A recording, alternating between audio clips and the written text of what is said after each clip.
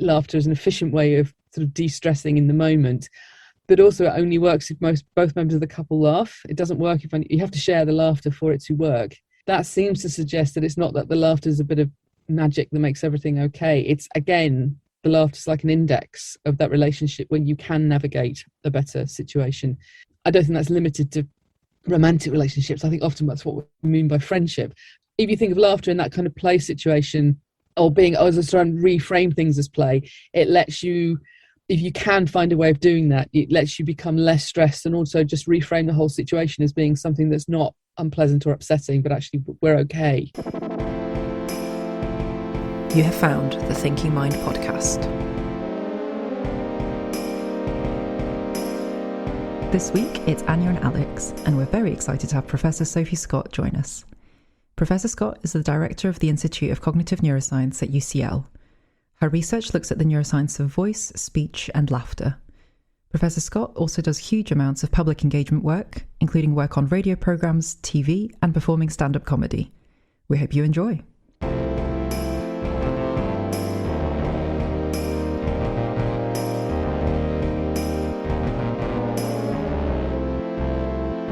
Professor Scott, welcome to the podcast. Hi, thank you for inviting me.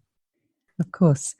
So one of the things that I was most excited to read about when I started to read about your work is that I believe you actually grew up or did your school in Lancashire. Yes. Not far from where I grew up as well. Really? I'm from Blackburn. So I grew up in Lancaster, but my sort of lots of friends around Blackburn. Yeah. Oh, wonderful. Lovely part of the world. I mean, I don't meet a lot of people from up north down in London. So I was wondering if you could share with us about your journey. So from your life and how you've ended up in London researching. That's a very good question. I didn't really know what I want. I liked science when I was at school. I went to West Home School in Blackburn and then Queen Elizabeth's Grammar School, Quegs in Blackburn, and I did sciences and I liked sciences. And I kind of thought that what you did with sciences was medicine. And then when I was doing my university applications, I put in for medicine, and I thought, as I was doing it, I thought, I don't want to do this. And do you know what? That was probably the most sensible thought I had when I was 18, because I would have made a terrible doctor. And I ended up going to start, because I'd done well in biology, reasonably well in biology. So I went to start a degree in biology at Goldsmiths. So I moved to London, went to Goldsmiths, started the biology degree. And it sounds crazy now, but I didn't know anything about psychology. I didn't really know it existed as a thing you could study. And we did a course in animal behaviour on this biology degree. And it blew me away. I was absolutely sort of entranced. If you could know this about a goose, what could you know about, humans? So I tried to change onto the psychology degree at Goldsmiths. They were like, no, you can't do that. So I left Goldsmiths after the first year, and I worked for a year selling kilts, and I applied to psychology degrees, and I got accepted onto the psychology pathway. There was a life sciences degree with a psychology pathway at what was then the Polytechnic of Central London, and started that a year later and loved it, absolutely loved it. It was still very biological, which suited me, and I got to study psychology, and I loved that. And one of my lecturers said, oh, you should think about doing a PhD, and I was like, can you? Is that a thing you can do? So I went off and did a bit of research into PhDs, and very absolute serendipity, one of our part-time lecturers, David Galbraith, said, oh, I've got a friend at University College London who's always looking for research assistants. That's a good way of getting into a PhD program. So I got in touch with this friend, and I actually based my third year project on a piece of his work. This was Pete Howell at UCL. So that was just real, genuine serendipity. And there was a grant application for PhD students on a new cognitive science funding that the government was doing in 1990, and I got awarded one of those. So now I think it'd be very, very difficult for somebody to go quite seamlessly from a first degree straight into a PhD. But I was very lucky to do so, and I loved it. So that kind of kept me in London, studying kept me in London. And then I went to Cambridge for a few years after my PhD, and then came back to London. And my family moved away from Lancashire not long after I'd gone to university, so I didn't often get an opportunity to go back, although now I do go back as often as I can do. I have a son, and I like to take him to the Lake District and to Blackpool. That's wonderful. And I wonder if you could tell us a little bit about what you're focusing your work on at the moment. I've I don't I still don't absolutely understand how this has happened. But when I was when I was doing my undergraduate project, what I was really interested in was music perception, and that's what I wanted to do a PhD on. And I thought I was going to do a PhD on that, but my supervisor's interest had changed by the time I joined him, and he wanted me to work on speech, so I worked on speech. And speech is very interesting, and voices are very interesting, and that's been a very happy career for me. I've got no complaints about the opportunity to work in sort of speech and sound and communication.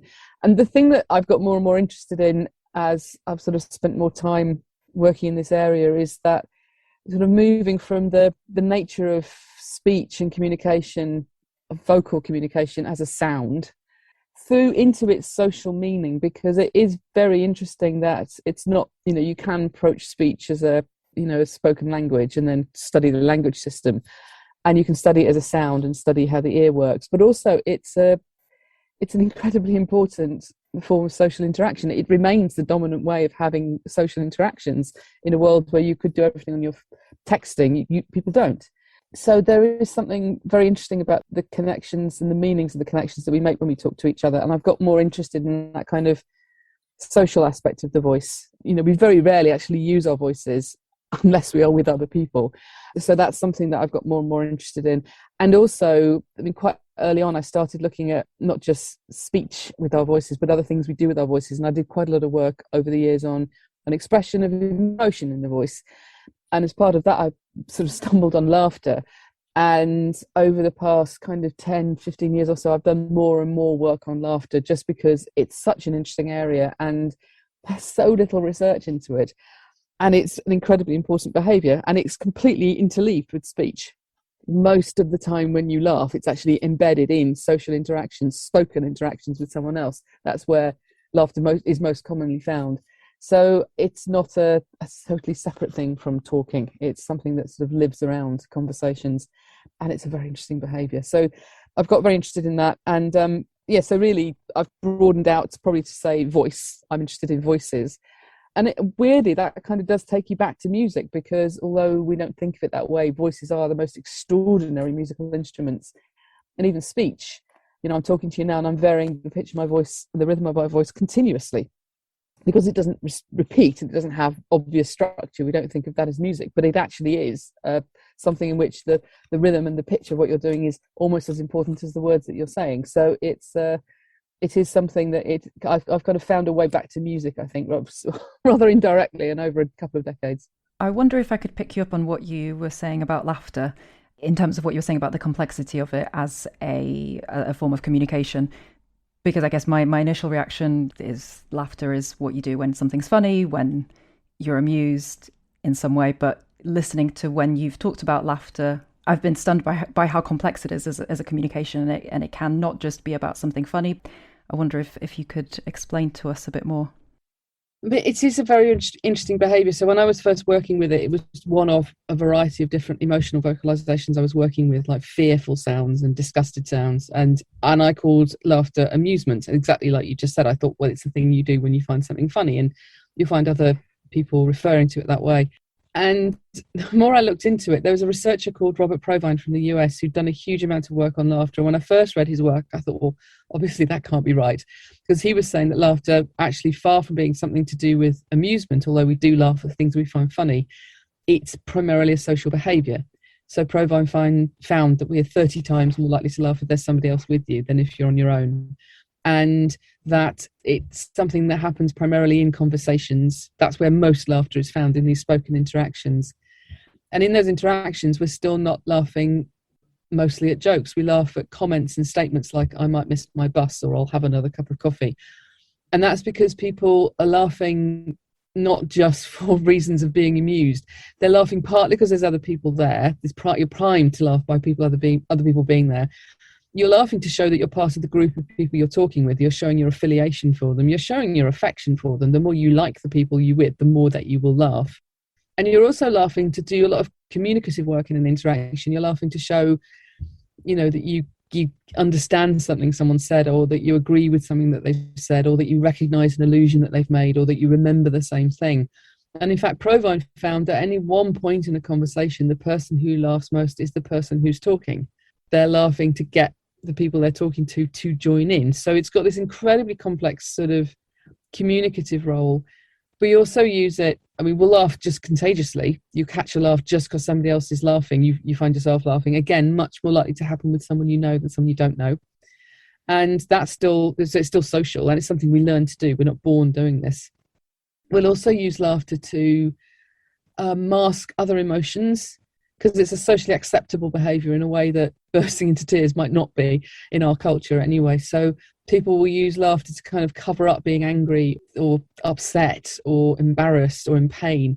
And people will use laughter in a sort of more, almost like a motivated way. So there's a study by Robin Dunbar showing that people, if you can get people laughing, they will share more intimate information with you, and they won't realise that's what they're doing. And so that's a kind of marker of the intimacy of laughter. But actually, people will. My brother had a colleague when he worked in journalism. He had a colleague who was really good at getting stories, much better than him. And he paid a lot of attention to her because he wanted to know what she was doing. And what she did was she laughed a huge amount in conversations, and people would tell her more. And another really important use of laughter, and it's a very, very common use of laughter, and a very, very critical one, I think, is laughing to reframe things as play. So laughter is a massive... Jan Panksepp, who did work on laughter in rats, or a sound that has all the characteristics of being laughter in rats, said that laughter, wherever you find it in the animal kingdom, is associated with like an invitation to play. It's a sort of playful behaviour, a marker of playful intentions. And adult humans use laughter to reframe things as play. I'm okay, this isn't a problem, I'm fine. Somebody slipping on the street and jumping up and going, I'm fine, and laughing to show that they're fine. Or in a more difficult situation, we use the phrase break the ice. What we mean is we found a reason to laugh, and then everything's kind of, we've kind of got past that stressiness. And that's a very interesting use of laughter. It's very, very common. Very interesting work from Robert Levinson indicating that couples who deal with stressful situations by using emotional expressions like laughter and smiling do get less stressed and are happier in their relationship, because laughter is an efficient way of sort of de-stressing in the moment. But also it only works if both members of the couple laugh. It doesn't work if you have to share the laughter for it to work. And that seems to suggest that it's not that the laughter is a bit of magic that makes everything okay. It's, again, the laughter is like an index of that relationship when you can navigate a better situation. So I don't think that's limited to romantic relationships. I think often that's what we mean by friendship. If you think of laughter in that kind of play situation, or just trying to reframe things as play, it lets you, if you can find a way of doing that, it lets you become less stressed, and also just reframe the whole situation as being something that's not unpleasant or upsetting, but actually we're okay. And you do that together. I think that's where its power lies, in the way that laughter is something you can negotiate with people rather than just because laughter happened. This makes me think, one of the nurses at work, I was talking to her about how they manage difficult situations with patients. And we work in psychiatry, so there's certainly a lot of heightened emotion. People can often be really distressed, which can come out as anger. People can get really wound up. People can often feel quite threatened, for instance, if they're admitted to a ward under a section. And she talked about how one of her favourite things to do is to try and use humour, try and get people to laugh. And it had never really crossed my mind as something that you could do in that tense a situation. But for her, she said you have to do it carefully. It doesn't work for everybody. You've got to have some kind of relationship with the patient. Yeah. But I guess that links a little bit with what you said with the married couples. I think so. It can be, like, it's not a hard and fast rule that you can just march in, start making jokes and expect people to laugh and that everything will be okay. That's not going to happen. And your colleague is absolutely right. It has to be something that happens in a relationship where, even if it's a transient relationship where we're not best friends, we're never going to see each other again, but we've got to get through this moment together. That if you use, laughter can be, or negotiating a way where laughter is permitted and acceptable, and they realise that's your intention, it can still be incredibly effective. It's not the same thing at all, but I remember being on a train about to leave Euston Station and going all the way up to like Windermere, so a long journey, and there was a woman across from me who'd got 4 seats all to herself, just before the train left, two men got on and sat on the seats on either side of her. And what she said was, I'm going to have to move. I don't like the smell of coffee. They both got cups of coffee. But what she did was she couched it in a lot of laughter, so that instead of saying, I don't want to sit next to you in your smelly coffee all the way to Windermere, it was like, oh, she did it incredibly efficiently, and they laughed, and she moved, and they got the table, and no one was offended by what could have been just oh God, I'm going to have to move now. Ugh, horrible, smelly men. That wasn't the message they got, and it wasn't what she did. So, it was a very different scenario, but exactly the same thing. A moment of mild social tension completely eased by very, very clever use of laughter, which was then mirrored back by the two men. Brilliant. And there is a literature on professions that have to do high stress jobs. So, nursing, fire service, police. They are often associated within other people that do the same job with really sometimes quite dark humour, which seems to operate at a number of levels. Number one, giving people a reason to laugh at work and sort of deal with stress and feel more bonded as a result. Also, to kind of directly tackle some of the stressful stuff they have to deal with, but also deliberately to keep outsiders out, to be upsetting to outsiders, such that they, it's getting its power just, as soon as there's a social bond, someone has to be excluded from it.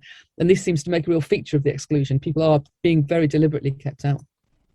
And I that exclusion feeling from laughter, I find really interesting because it can be a feature, both in social interactions, but also something that can become really severe in the patients that we see, where either in anxiety or even in psychotic illnesses, that fear that someone's laughing at you, or the strong belief that someone is laughing at you and you're not part of it.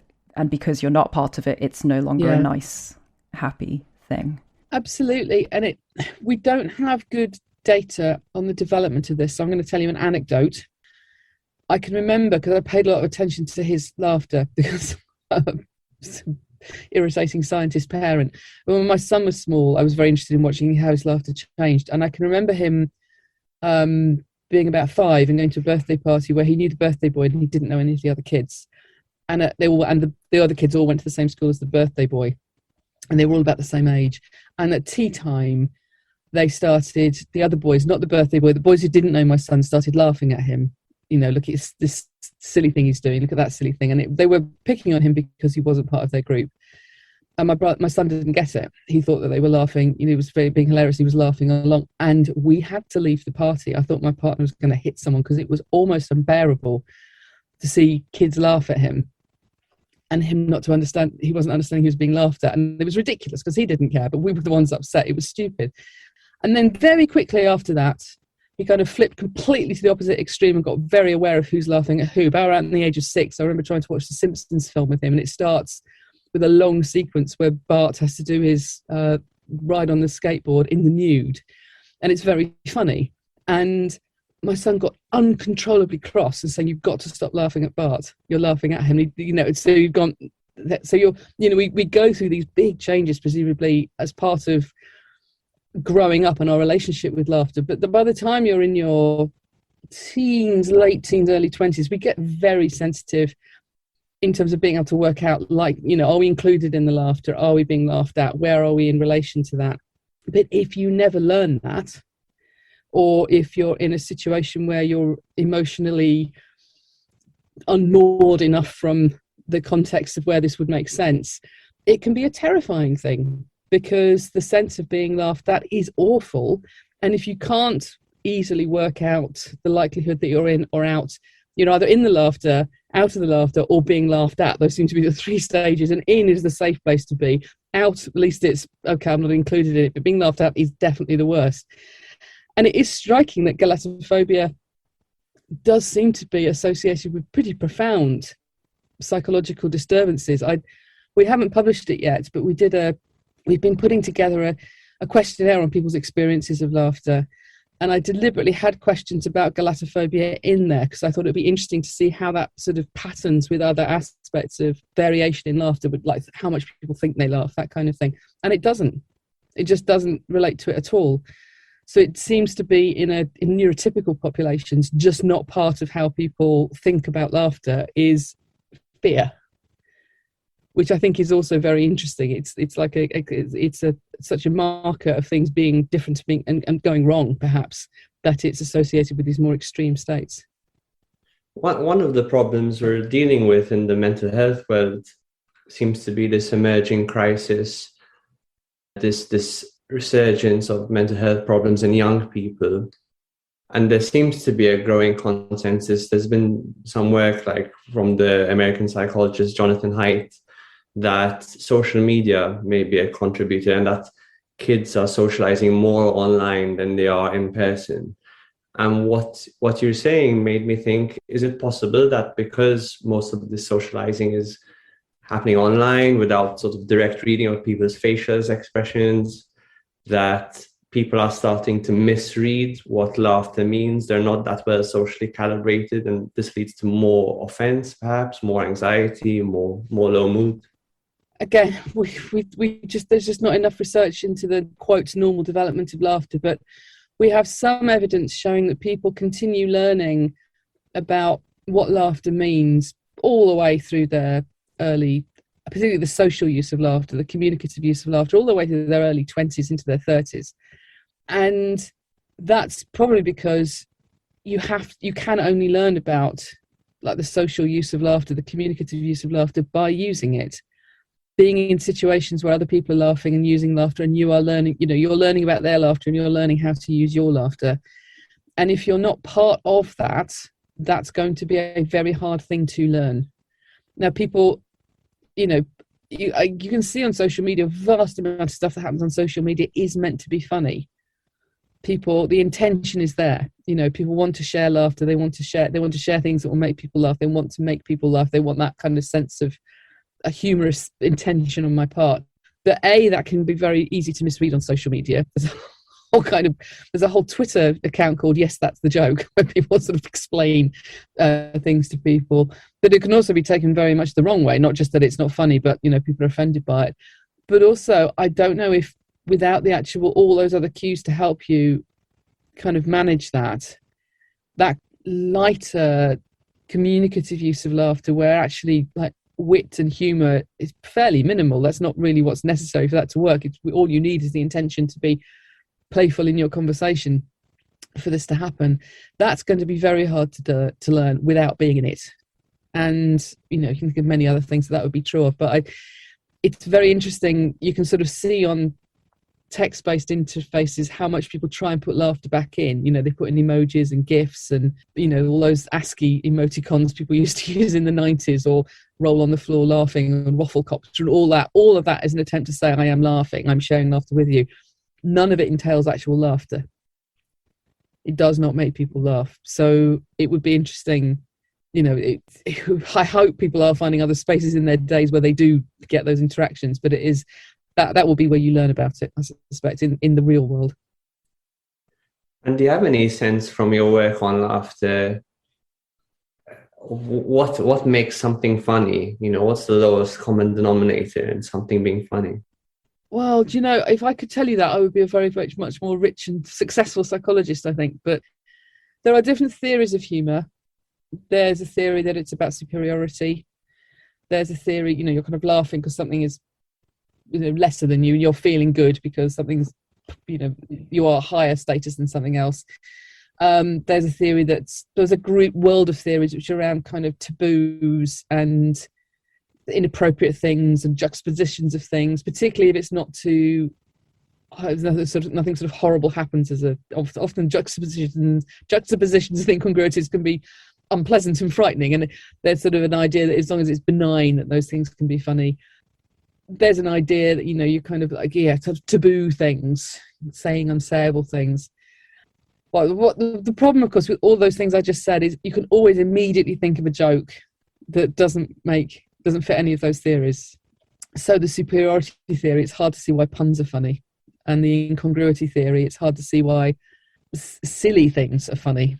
So there was a really interesting paper that came out a few years ago where instead of, rather than a lot of this sort of theories of humor takes jokes and tries to work out why jokes are funny. And one problem with this is that you can sort of describe it, okay, that's why that joke was funny, but the theorists can never say, right, this will help me develop a new joke that will be funny. You know, it's not predictive at all. And this paper came out a few years ago by Westbury and colleagues. What they did was they took sort of humorousness as like a semantic property, and they got people to rate how funny single words were, like ankle or raccoon. And of course, most words aren't that funny, but if you take the sort of the words that had some humorousness about them and then go in, so they're just rated as how funny is this word, you do find some things that suggest. So for example, insult words are judged as funny. Idiot is funny, which has some resonance with that superiority theory. And rude words are funny. Taboo words, not all of them, but quite, you know, boobs is funny. Then there are other words where there are some speech sounds that seem to be funny, like, so ankle is judged as quite funny because it's words with a k sound in, or an oo, like in boon. Boon and ankle are both rated as funny, and that seems to be to do with the vowel sound oo or the k sound. So we don't really have a theory why that's funny. They seem to be, maybe we need another language to do this study. So maybe it's just something about English. And then there are other words that just seem to be funny to say, like bebop, which, you know, there is a theory, you know, if you kind of think about laughter and play, there's a theory that says humor is like a playful use of interactions. So that kind of playfulness, just fun, just silly, that seems to have some resonance with why some words just seem to be funny. But I thought that was quite an interesting approach, because what they ended up arguing was there isn't one thing. It's a range of different things, and some of them will, and this is just the single words. So this is not trying to, I like that because they're not trying to analyze jokes. They're just taking it as a semantic property. So there is a wide range of stuff there. I'm still quite fond of that play theory of laughter and humour, which basically says that it's all of it is sort of to do with your playful intention. And I think that does work, because if people don't perceive what you're doing as being funny, it can just be offensive or upsetting. And again, you see this all the time on social media when people try to make a joke and people don't interpret it that way. And there is a very strong social element to this. So there's a study showing that if people think a joke was told by a famous comedian, they're just a joke that's written down. So they see a joke written down and they're told that Sarah Millican told that joke, they'll rate it as funnier than if they think Jamie Oliver told that joke, because he's famous, but he's not famous for being funny. So there's a real sort of like intention and social role of where the joke is coming from, or where the humour is coming from, I think is a huge part of people's engagement with whether or not they find it funny. And I mean, even down to silly things, like if you have a comedian you greatly dislike, I would wager it's going to be very, very hard for them to make you laugh. It's not enough for there to be jokes and for somebody to have the role and for them to be showing their intention. If you don't like them, it won't work.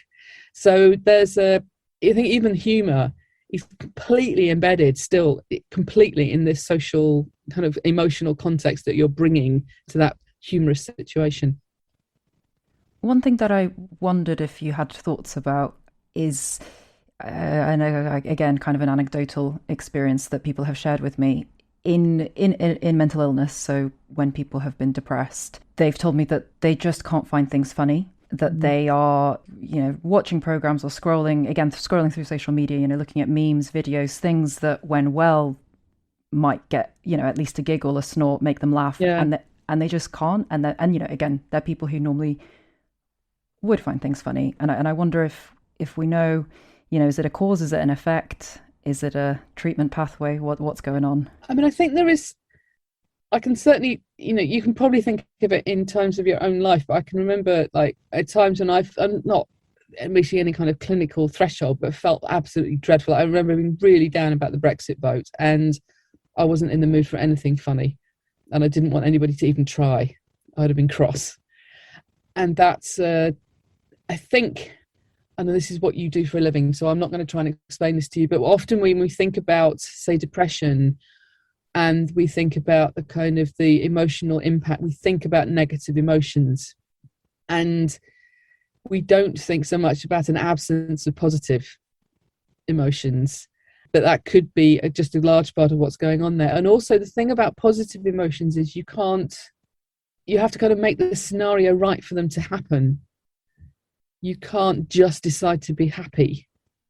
I read a lovely analogy that happiness is like a bird that you want to visit your garden, and the best you can do is make your garden really nice and hope the bird turns up. The things sort of have to be right. And and you see this with laughter. You can't. I find people I study laughter in the lab. You can't just get people in the lab and make them laugh. They won't do it.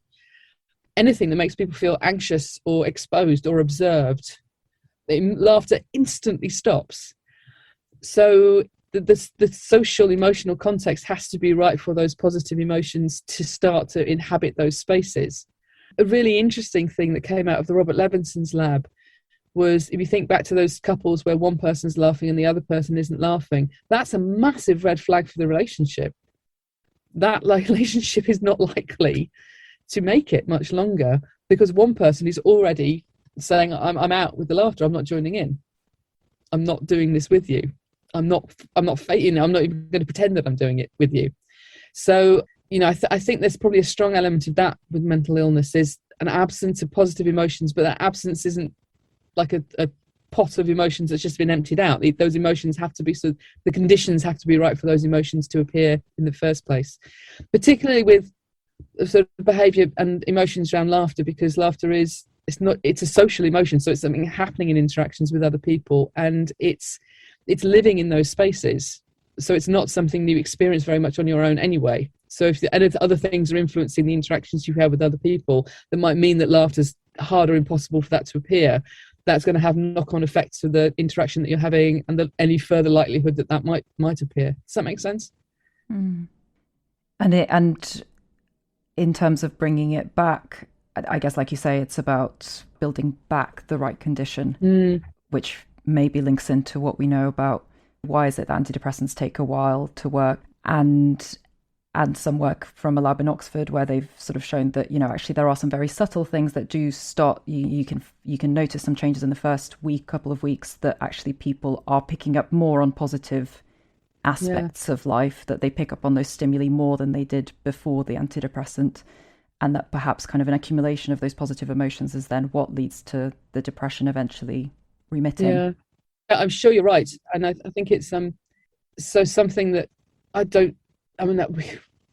and some colleagues at UCL have had a couple of goes at looking at some aspects of this, but I really would like to do a bit of a deeper dive around, say, depression and laughter and the use of laughter, because anecdotally, people who are feeling very depressed can find a lot of conversational laughter, which isn't helpless, spontaneous laughter, really irritating. So it's not just that you're not minded to join in with it, you find it actually enraging or upsetting that it's happening, or you're hearing is the sort of fakeness, and that's going to have even more knock-on effects with the interactions that you're having with the people who are probably using laughter around you to try and to get laughter going. And I think that's, anything that would kind of turn that around, even a small amount. As you say, it wouldn't happen immediately. You're not flicking a switch.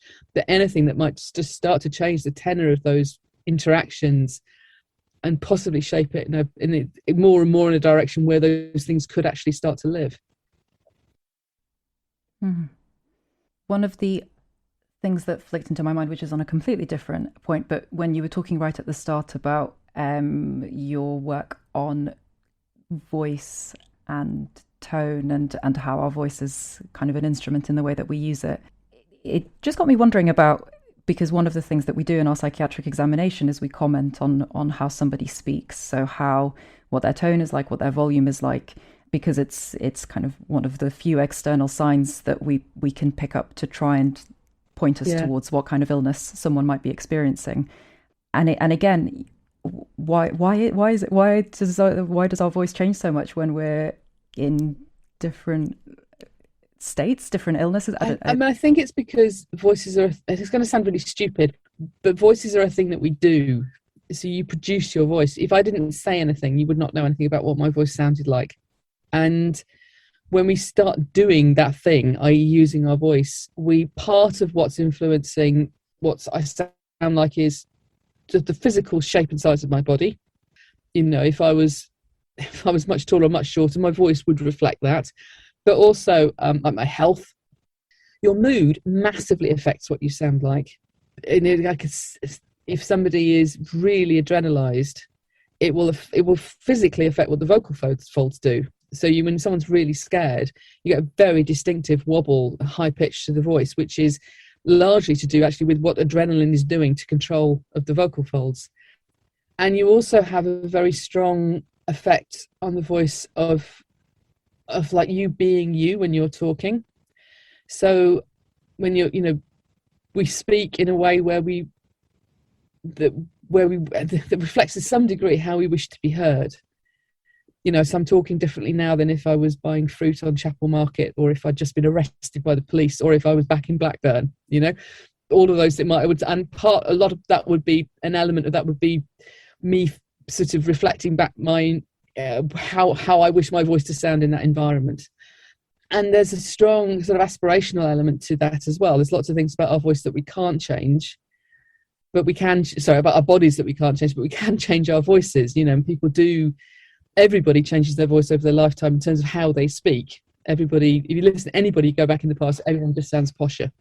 So even the Queen has changed her voice over her lifetime a lot. And that's because it's just a continuously shifting thing. And it's very affiliative. So the more you like the person you're talking to, the more you'll change your voice to be like theirs. So there's all these different levels that are influencing why you sound like what you sound like. And anything that comes in that's affecting your sense of what your voice should, that kind of aspirational social aspect of your voice, or the physical aspect of your voice, or the emotional elements that are affecting your voice will massively influence what you end up listening to. And I do know there's a psychologist called Britta Elvevag in Norway who has been trying to use phone conversations as a way of actually picking up different aspects of psychiatric states for this exact reason. That could you use that as some kind of index of somebody's change? Something I found really interesting is I edit a lot of these podcasts. So I've spent hours and hours listening to people's voices and learning when the people sound confident, when do they sound nervous. I do think you can hear that the effect of that adrenaline. Yeah. Based on your work, do you have any tips if someone wants to sound more confident, if they want to make their voice sound more confident? What could they do? The main thing I would say is get experience talking. Just take any opportunity you can get to talk in front of an audience, talk to people you haven't talked to before. It's fine doing it on your own, but it's great also just to talk to people, particularly if you're, for some sort of performance, if you've got to give a talk or if you've got to do a podcast, just take opportunities to practice that, because it's not going to stop you getting anxious. You should get anxious. Without exception, the times when I thought, I don't need to worry about that, I'll be fine. And when I've really done bad talks, I've really, really failed utterly. So anxiety is good if you use it productively to help you sort of focus what you need to do to deal with this thing. But the main thing for anything with your voice is just to do things to use your voice. If you really want to go hardcore, I would say probably one of the best things that I ever did for me personally, in terms of developing my kind of communication skills and my comfort speaking, was trying doing stand-up comedy, because it was completely terrifying, totally different from what I normally do. And actually it taught me a lot about how to, kind of work with a situation that feels, kind of in the moment, if comedy's working or not, because if people aren't laughing, it's not working. And so it's actually how you navigate that and how you way through and how you cope when you've had bad gigs. And I've had bad gigs and I've had good gigs, and you sort of how do you manage that? How do you navigate that? And just feeling like you do come off that kind of thing thinking, if I can do that, I can do anything. And I'm not the only person. My partner, we both started doing this in our 40s, and he was like, I've stopped worrying about. He turned up to give a talk in Norway, where a 20-minute talk turned out to be like an hour and a half long, and he didn't have time to change his slides. And he's like, no problem, I've done stand-up comedy, I can cope with this, So that if you really want to go hardcore, that would be my main advice. But anything where you get to use your voice is going to help. Do you perform regularly? What's your stand-up tour routine like at the moment? Well, whenever I get asked to, basically, I mean, no one's fooled. People know I'm a scientist, and they're not, and there is a quite a lot of science-based comedy in the UK now, so I'm sort of part of that world. But it's been harder to do under lockdown. It's starting to come back up now. People are starting to do gigs again, but I did a few lockdown gigs, and it was awful doing stuff on Zoom because you just can't, all the laughter that would normally be there, hopefully, is definitely not there. And it's very hard to actually keep going when you're just talking at a screen and sort of having to imagine people are, well, they're probably not laughing at home because they're on their own. That will mean that they won't laugh in the same way. So it's a strange thing. Makes you feel a lot less funny. I've on that link, I found your paper. I think it was on the use of canned laughter with bad jokes and kind of the influence that had on how people find things funny.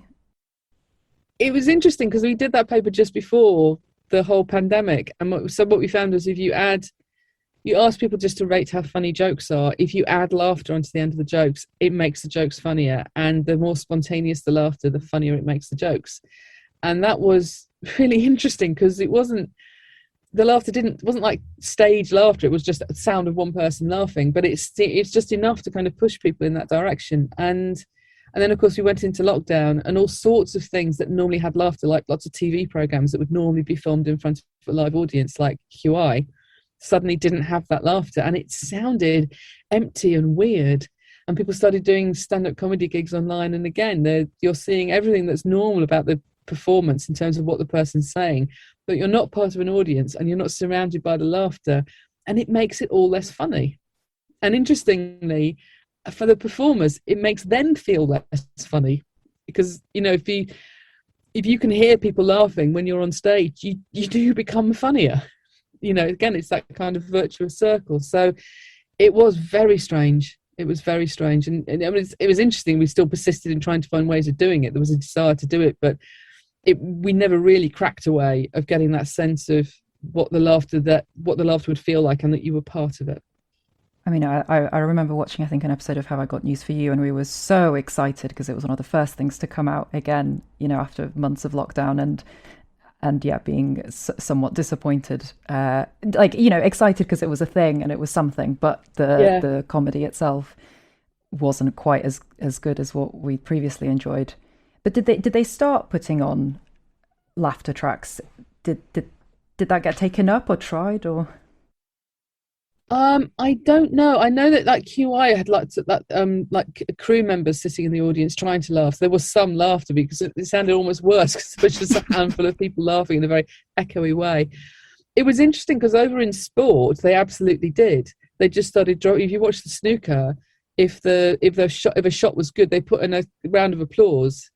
And my brother-in-law works in TV sound, and he spent most of the pandemic adding adding crowd noise and cheering onto football matches, and sort of building those around the goals and sort of like editing sound fully, because that was a huge part for people watching at home. It's a massive part of feeling like you're watching something, is the reaction of the people in the stadium. So that seemed to be relatively successful. Maybe people are more tolerant of that than they are of laughter. If you know that the laughter is not real, it kind of maybe still doesn't work. I don't know.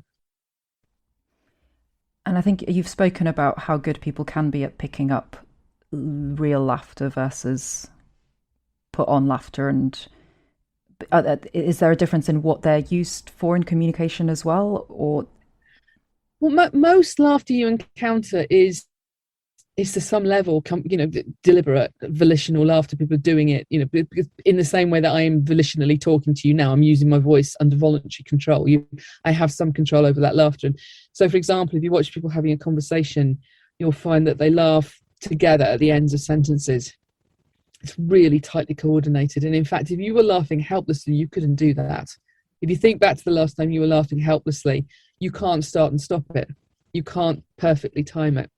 So you have like spontaneous laughter is rare and doesn't tend to happen in random situations. Like I can't think of a time when I laughed really helplessly where I wasn't with someone who's very close to me. But conversational laughter is very common. you still have degrees. So even within conversational laughter, there are studies showing that people can tell from listening to conversational laughter how close two friends are, because you do laugh differently, even though it's to some level conversational laughter. You laugh more warmly, more intensely with people that you're closer to than something that might be a bit more sort of reserved and dry with someone you're less close to, or someone that you're more of a stranger. So I think conversational laughter is like a whole world of laughter, and it can blur. I suspect actually it starts to blur into that spontaneous laughter. If you think about a time you've been with friends where there's a lot of laughter, and it will not all just, it's going to be less of a kind of fixed distinction between spontaneous laughter and conversational laughter there, I think. And I want to, chemically, what happens, like, does laughter, because I think you speak about laughter being used in emotional regulation, and it's something that we do to, deal how we feel. Does it, do we know what does it do in the brain? You get an uptake of circulating endorphins, so you get a nice feeling. Okay. You get a nice warm buzz, like after any exercise with laughter, and that probably is just like an exercise response. You get a reduction in adrenaline very quickly. In fact, you can do it yourself if you put on one of those little pulse things that sits on your finger. When you start laughing, you'll notice your pulse starts to shoot right up, and then as soon as you stop laughing, it will drop down, and it will drop down to lower than it was before, because that's the adrenaline reduction. And you also get a reduction in cortisol. That's slower, but it is associated. You're getting less anxious, more relaxed, and you are getting less stressed when you laugh. So you can pick up these changes. There's also, I'm trying to be really careful here because there's a lot of nonsense talked about what happens in your brain when you laugh, but there is also quite good evidence that when you laugh, there is an increase in production of human growth hormone, which in adulthood has a very important role in the immune system. So there is something going on there, but there is not enough research. I don't know what the immediate consequences of that would be, and it may have no immediate cognitive effect at all. It may be purely to do with sort of the immune response, but I don't know. Is there anything that we haven't asked you about that you'd want to share, or anything that you're working on at the moment that you'd like people to tune into? If people are interested, I have a podcast called The Neuromantics, where I and a poet try and communicate. And just generally, I think there should be a lot more conversations like this, because I think there probably is something really important about how we could use laughter to help shed light on certain aspects of mental health, and particularly in psychiatry, because it's sort of a low-hanging fruit in terms of the frequency with which you encounter it in neurotypical healthy populations, and the complexity with which it's used, that I think can lead you. It takes you straight from people's emotional worlds into their social worlds in a way that I think probably is really useful to actually start exploring. So more of these kinds of conversations. You are listening to the Thinking Mind podcast. Thank you so much for coming to speak to us. Really Thank you so lovely much for listening to this episode. Thank you so much. If you enjoyed it, please share it with a friend or give us a rating.